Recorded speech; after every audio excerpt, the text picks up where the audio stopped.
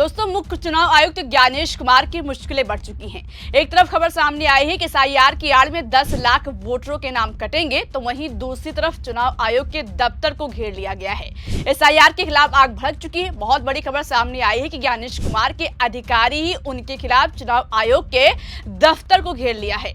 इतना बवाल मचा हुआ है कि दफ्तर पर ताला लगाने की नौबत आ गई है।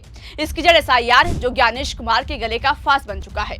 इधर दफ्तर का घेराव हुआ, उधर भाजपा आग बबूला उठी, लेकिन ब्यूरोज के सपोर्ट में ममता बनर्जी उतर आई हैं। एक एक करके सारी खबर आपको बताती हूँ। नमस्कार दोस्तों, मेरा नाम शिवानी पांडे और आप देखना शुरू कर चुके हैं 4 PM। दोस्तों, खबर देखिए, लिखा है कि बंगाल में अब तक 10 लाख वोटरों के नाम कटने का अनुमान, चुनाव आयोग ने दिया हिसाब। खबर से आप समझ गए होंगे कि पश्चिम बंगाल में मतदाता सूची के विशेष गहन परीक्षण में अब तक कम से कम 10 लाख वोटरों के नाम कटने का अनुमान जताया गया है। ये चुनाव आयोग के हिसाब से है, लेकिन दोस्तों सिर्फ 10 लाख नहीं बल्कि बाद में और नाम भी हट सकते हैं। खबर देखिए, लिखा है कि अब तक मिली जानकारी के मुताबिक बंगाल में कम से कम 10 लाख वोटरों के नाम ड्राफ्ट लिस्ट में नहीं है। ये जानकारी बूथ लेवल ऑफिसर को घर घर जाकर फॉर्म बांटने और भरे हुए फॉर्म इकट्ठा करने के दौरान मिली है। इन 10 लाख में से 6.5 लाख वोटर मृत पाए गए हैं। इसके अलावा कई फर्जी ट्रांसफर हुए और गायब वोटर हैं। कई लोगों के नाम एक से अधिक बूथों पर है। फिर कुछ के घर 3-4 बार जाने के बाद भी बीएलओ को उनका पता नहीं चल पाया है, क्योंकि उनके पते में बदलाव था। फिलहाल ये संख्या कम से कम 10 लाख है। चुनाव आयोग के हिसाब से 24 नवंबर तक राज्य में 99.75% यानी करीब 7.64 करोड़ गणना फॉर्म बांटे जा चुके हैं। 4 करोड़ से ज्यादा फॉर्म डिजिटाइज हो चुके हैं। ये जानकारी फिलहाल अब तक हुई प्रोसेस के आधार पर दी गई। हालांकि असल में कितने नाम बाहर होंगे, इसका अंदाजा सभी फॉर्म के डिजिटाइजेशन के बाद ही लगाया जा सकेगा।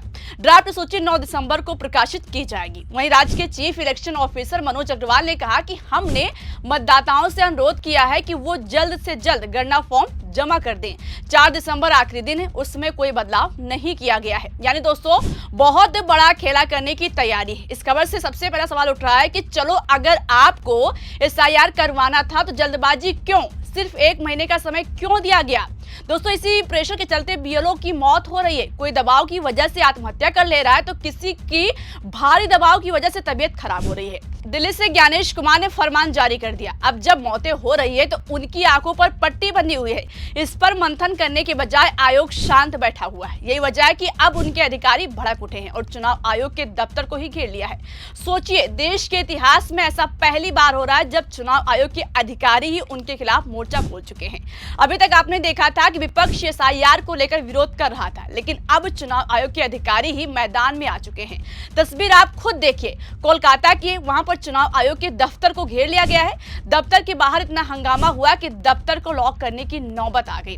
प्रदर्शन कर रहे लोगों में बीएलओ और टीचर के साथ एसआईआर प्रक्रिया में शामिल कर्मचारी थे। हालात को देखते हुए प्रदर्शनकारियों को दूर रखने के लिए पुलिस ने कार्यालय से बाहर बैरिकेडिंग की। दोस्तों, प्रदर्शन कर रहे लोग एसआईआर पर ज्ञानेश कुमार से जवाब मांग रहे हैं।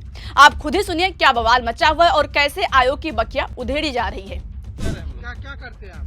हम टीचर हैं। टीचर? आप बीएलओ हैं? नहीं, बीएलओ नहीं है, टीचर है। तो आप यहाँ पे क्या कर रहे हैं? टीचर बीएलओ लोग के सपोर्ट में आए। बीएलओ लोग आएगा ऐसा कोई बात है? वो लोग के सपोर्ट में टीचर नहीं रहेगा। वो लोग तो टीचर है ना। क्या काम है? क्या आप लोग से किससे मिलना है? किससे? यहाँ जो इलेक्शन कमीशन का ऑफिसर है, वो लोग से मिलना है। भीतर हम लोग का प्रतिनिधि जो लोग है भीतर बैठा हुआ है। मिलना है 6 घंटा से। वो लोग जब तक नहीं मिलेगा हम लोग का धरना ही चलता है।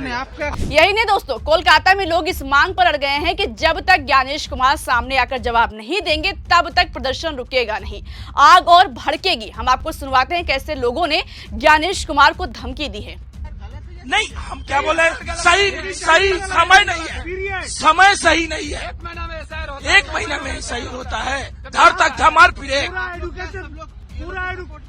बीएलओ के सपोर्ट में आए हैं, हम अपने साथी के सपोर्ट में आए हैं। यस, हम एजुकेशन को पढ़ाने नहीं चक रहा है। लोग अब क्या बोलते हैं कि सही है गलत है, ये सारे सही है, लेकिन ये एसआईआर करके पूरा एजुकेशन सिस्टम को तोड़ दिया गया है। बीएलओ जो काम कर रहा है, बीएलओ के ऊपर से जो प्रेशर की बात कर रहा है, वो तो इलेक्शन कमीशन और इलेक्शन कमीशन इसको लेकर बात कर रहा है। बात कर रहा, कब करेगा?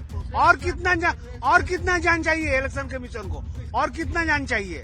और कितना मौत होना चाहिए इलेक्शन कमीशन को? तब बात करेगा, जो तब फैसला लेगा। कब फैसला लेगा? प्रोटेस्ट लगातार जारी और रखेंगे जब तक कोई फैसला नहीं होगा। प्रोटेस्ट चलेगा।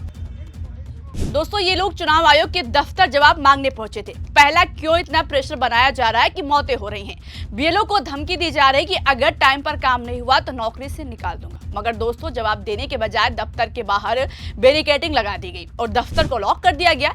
लेकिन प्रदर्शनकारी भी जिद पर आ गए। उनका कहना है कि जब तक अधिकारी हमसे नहीं मिलते हमारा विरोध प्रदर्शन यही जारी रहेगा। दोस्तों भाजपा को प्रोटेस्ट देखकर दर्द होने लगा है। चुनाव आयोग की जगह पर जवाब देने वाली भाजपा भड़क उठी है।